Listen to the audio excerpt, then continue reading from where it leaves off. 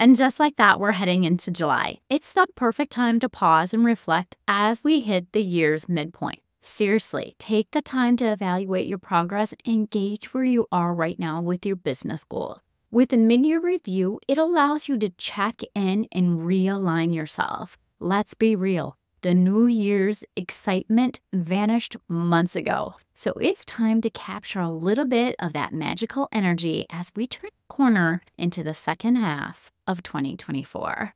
Hello, friends. Thank you so much for tuning in this week. And we are going to talk about doing a mid-year check-in for your online business, for your health and wellness coaching practice, and why this is beneficial for you. Because the benefits of a mid-year check-in helps to improve your decision making. Yes, it does. First off, when you evaluate your business's performance, you can spot those areas that need improvement and make informed decisions about your online strategy. It's also about analyzing your strengths and weaknesses and then adjusting to achieve those annual goals that you've set for yourself. That mid-year check-in allows you to increase your productivity. By reviewing your progress and your performance, you'll be able to pinpoint those business areas that aren't exactly up to par where you want them to be, and then you can readjust accordingly. This will undoubtedly make you more productive and efficient. Exactly what we want, am I right? It's going to allow you to enhance your financial management. A mid-year review is the perfect time to review and check in on your finances and discover ways that you could save money or increase your revenue. It's all about making those informed decisions so that you stay on track with your financial goals in your business. I don't know about you, but sometimes I get a little spendy, and that's not a good thing to happen. It's a nice time to step back and really look at where you are financially for the year and how far you have yet to go. But remember, above anything else, friend, give yourself grace in these areas. Just allow your mind to be able to problem solve. Like, how can you make it easier for you? So how do you actually conduct a mid-year review if you've never done this before? Or maybe you've done it, but not very well. I have the perfect thing for you, a Google Doc. That's a mid-year review that you can go ahead and download. I'll go ahead and put the link down below so that you can download that and have it for yourself. Save that copy and then just keep reusing it over and over again. And guess what? It doesn't have to just be at mid-year. You can use it at any point in the year, whether it's at a month time, a quarter time, 12 weeks, however you prefer to do your reviews of your business. It will work because it's all the same questions that you need. The first things first, when you're doing a mid-year review, you need to actually set aside time to do the mid-year review. I know, groundbreaking, right? But schedule time in your calendar so that you can honor this commitment to achieving your goals. I want you to block off a few hours on your calendar and ensure that you're not going to be interrupted. And hey, if you want to, book yourself an Airbnb and make it a business retreat if that's feasible for you. Or ask your business bestie to come along with you and make it a double fun mid-year review planning retreat. Yeah, a lot of words right there. You're also, during your mid-year review, going to celebrate your accomplishments. With all the hustle and bustle of running your business, it's easy to forget to celebrate what you've accomplished thus far. Big or small, that doesn't matter. Don't overlook any achievement because all of those little achievements, no matter how small, all add up to your overall success in your business. So take a few minutes to celebrate those goals that you've achieved that take discipline. Not everyone is a goal achiever, and you are, so yay you. One thing that I want to encourage you to do is to look back to move forward, because this time to reflect on how the year is going for your business. If you don't do it, not anyone else will do it for you. This is done by looking at your numbers because they're going to tell you the story of your success and what may need a little TLC. You want to analyze your business performance, like take a look at your sales data, your website traffic, your social media engagement, how many people are on your wait list, how many new coaching clients you brought into your business. Like, look at those things. What is your downloads? Like, how many people are downloading your freebie? How many people are getting on your email list? Are you getting engagement for your email list? These are all things that you want to look at. You want to look for the trends and patterns and areas of growth or decline, because this will give you a clear picture of how your business is doing so far this year. Why is this a key place to start? Well, it's going to help you identify your areas of improvement. So go ahead and take some notes on those areas of improvement that you have. So in the actual Google Doc that I have where you can work through it, I have in there your wheel of life. So you can go ahead and evaluate each area of your life on that scale of 1 to 10 to help you really drill down into the areas that you want to improve on and where you think you are. But actually, when you look at your numbers, maybe that tells a little different story than what you are perceiving for yourself. Let's take time to evaluate your goals. So you're going to want to reevaluate your goals. Like, are you still on track to achieve your goals that you set at the beginning of the year? Do those goals still inspire you like they did at the beginning of the year? Are they still in alignment with you and your business and where you're going right now? That's one of the things that you need to make sure that you're reflecting on. It's vital to realign your strategy so that you can move forward in your coaching business. This is also a fantastic time then to update your vision board. So revisit your vision goals that you set for yourself at the beginning of the year. Like, again, do they still resonate with you? Is that what you're actually working towards? Your vision board should reflect what your current ambitions are and serve you as a daily reminder of where you want to go. I think I've mentioned it before. If you're new here, I actually create every single month a desktop display. I have 2 desktops. So I have my calendar with specific Bible verses and things that I'm working towards in reminding me like who I'm helping and who I'm serving. And then I have my vision board from the beginning of the year that I set up. And in there, I actually have like my specific things that I'm working towards in all the different pieces of my wheel of life that I have. I don't know about you, but if I try to do too many goals at one time, I wash it all out. I dilute my goals when I try and do too many things at one time. You know, the whole building too many bridges. Like, if you want to build a bridge, you build 1 bridge at a time versus trying to build 10 bridges at a time, because you'll never actually achieve what you want to achieve. Enough said with that. So make sure you're revisiting and updating your vision board at this mid-year check as well. Okay, so let's circle back to the goal. You've gone through your wheel of life. You know exactly, you've given each area a score, like your money, your business, your family, friends,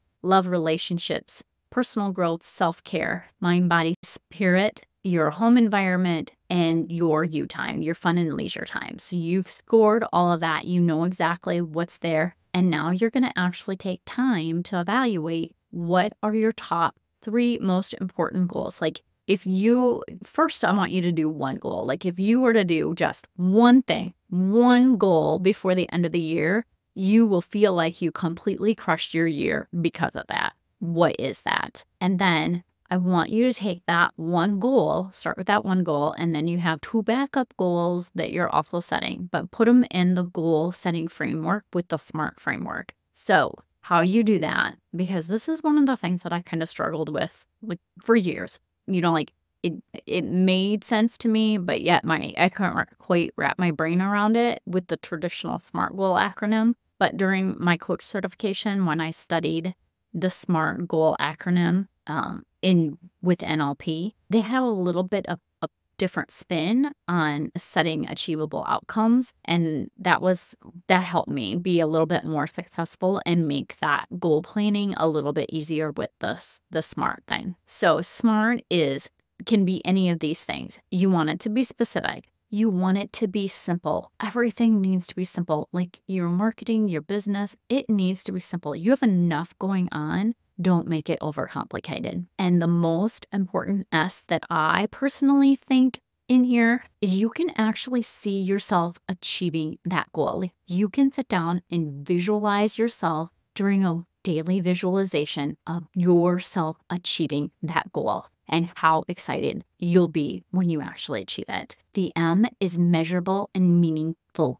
to you. So it has to be meaningful to you. You have to have that passion for that goal, because if you don't, 3 months from now, if it's a long goal, it might not be easy to achieve. So you need to be able to have that. So this past week in my planner, because I've had some things going on with my health and I've been seeing a functional medicine doctor. And one of the things that I wrote in there after going through my lab results was, when God gives you what you've been praying for, even if his path seems really hard, accept it with thanks and gratitude. Because sometimes when we're working for things in the beginning, when you haven't been able to figure out how you're actually going to do it or how it's going to work into your life, it can seem like it's a hard path. But if it's something you've been praying for, God doesn't always answer it exactly how you want it to be answered. So you need to make sure that you're still accepting that with thanks and gratitude.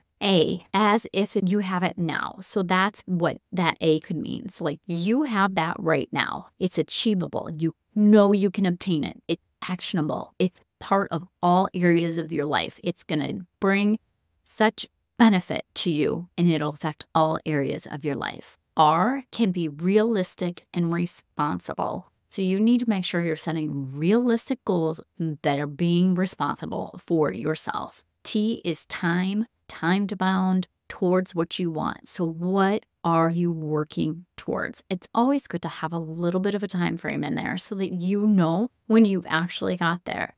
However, sometimes you have roadblocks that come up along the way and you have to readjust that time frame. It's okay. Give yourself grace. Those things happen. You just need to make sure you keep moving towards what you want. Because this, when you use the SMART goal system or these different ways of looking at your goals, it will help you ensure that you're setting clear and achievable goals to help you move forward in your life and in your business. And let's not forget, you can plan all dang day, but if you do not actually take action, once you've completed your mid-year check-in or your mid-year review, you won't accomplish anything, right? Yes, right. So once your review is complete, it's time to take action. You want to prioritize the goals based on your review. You want to develop your action step and break down your goals into small, actionable steps. And one quick point,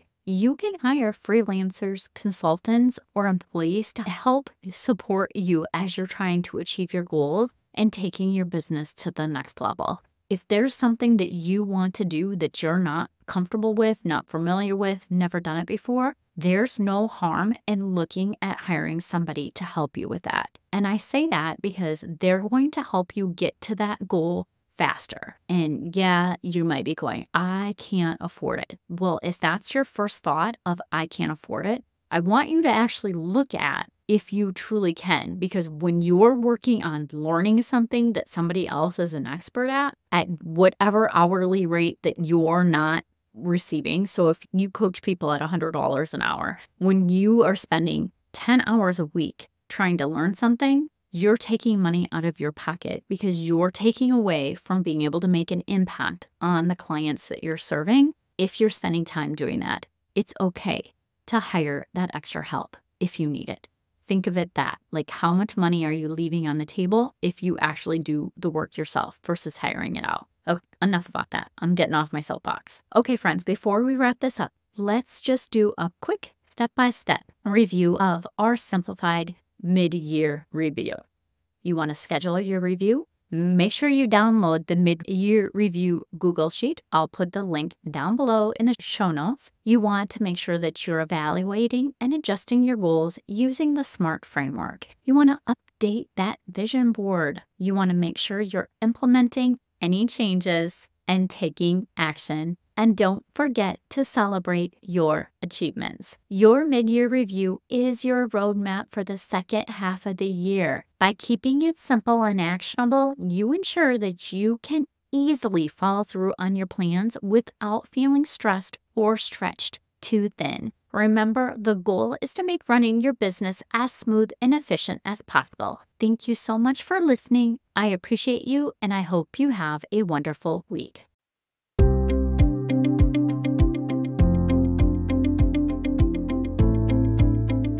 Yay! Thank you so much for listening. I hope that you found this episode valuable and learned some actionable tips that you can implement in your business so that you can feel accomplished and less stressed.